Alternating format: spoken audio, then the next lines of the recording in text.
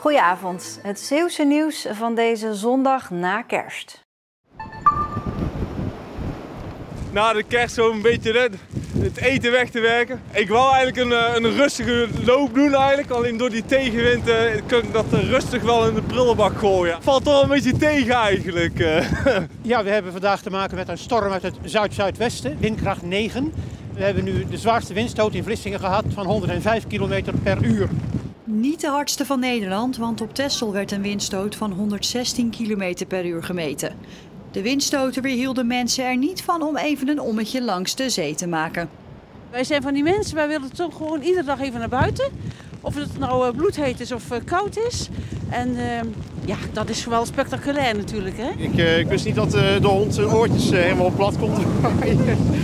Maar dat kan blijkbaar wel. We smelten niet, we zijn niet van suiker, dus helemaal fijn toch? Meestal zie je de zee als het lekker rustig is, maar ik vind dit wel indrukwekkend. Wel lekker. Het is gewoon ploetere tegenwind in. Maar ja, dat heeft ook wel weer zijn charmes eigenlijk. Dat had Bella niet voor iedereen. In totaal moest de brandweer zo'n 25 keer uitrukken voor stormschade. Het ging vooral om afgewaaide dakbedekking en omgevallen bomen. Ook meerdere schuttingen sneuvelden vandaag, net als de kerstboom in Renesse. Oh jee, daar gaat de boom. Alle coronatests in Vlissingen werden vandaag verplaatst naar de testlocatie in Goes. De Vlissingse teststraat zit in tenten en vanwege de harde wind was dat niet meer werkbaar. Rond de middag nam Bella in kracht af en werd het weer rustig in Zeeland. Hey, hallo. Voor veel Zeeuwse dierenpensions was het een rampjaar. Mensen gingen niet of nauwelijks op vakantie en werkten thuis.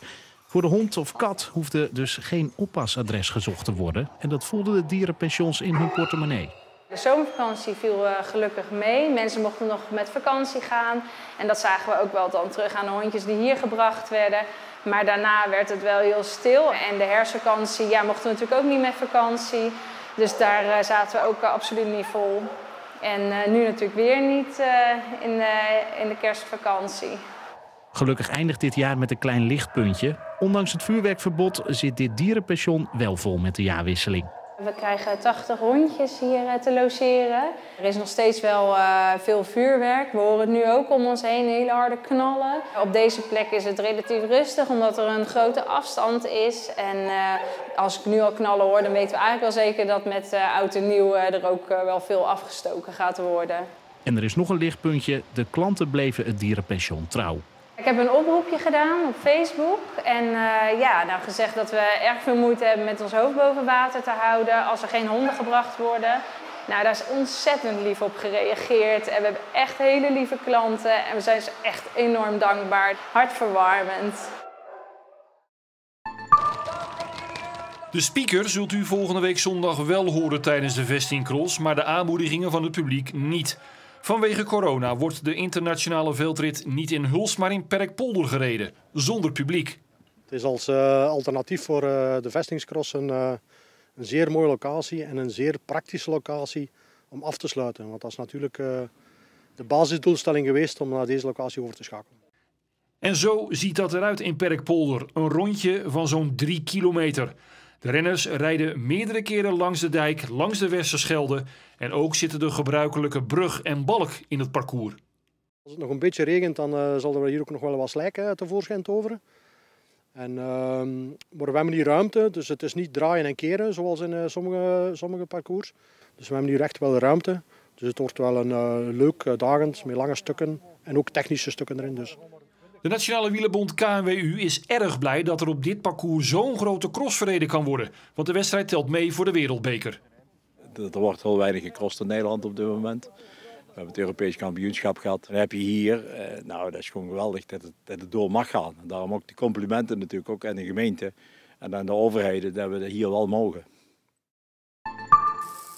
Met de nieuwe samenwerking tussen de wielerverenigingen Theo Middelkamp, Zeeuws-Vlaanderen en de 2 Brabantse verenigingen Breda en de Zuidwesthoek hopen de Zeeuwse wielerploegen een beter wedstrijdprogramma te kunnen aanbieden aan hun nieuwelingen en junioren.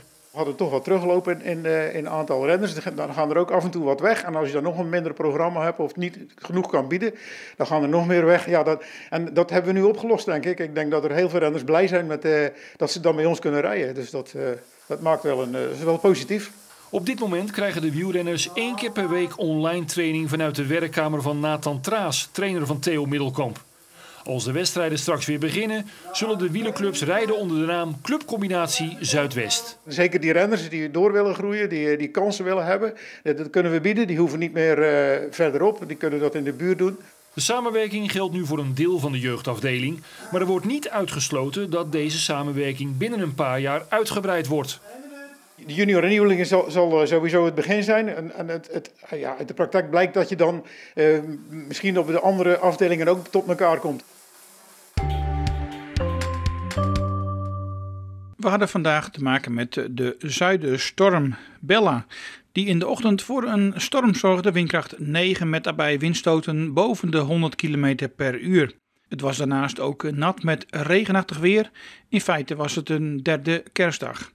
Op diverse plaatsen in de provincie zorgde het ook voor stormschade, zoals hier bij Swerenshoek, waarbij de brandweer even druk was met boomtakken die op de weg terechtgekomen waren. Vanaf 12 à 1 uur vanmiddag werd het al snel weer rustiger en zwakte de wind af naar matig. En ook vanavond en vannacht hebben we een matige zuidenwind met opklaringen, overwegend droog weer en minima rond 2 à 3 graden. Morgen hebben we ook een rustige dag, de zon schijnt geregeld. We krijgen ook enkele buien en het wordt ongeveer 5 à 6 graden bij een matige wind uit het zuiden tot zuidoosten. Dan gaan we naar de meerdaagse. Dan zien we ook eigenlijk wel dat de komende dagen wisselvallig blijven met af en toe regen, zoals op dinsdag. En daarna af en toe buien, soms zon en een zuidwestelijke wind, waarbij de temperaturen komen te liggen rond 5 of 6 graden overdag. En 's nachts minimumtemperaturen iets boven het vriespunt.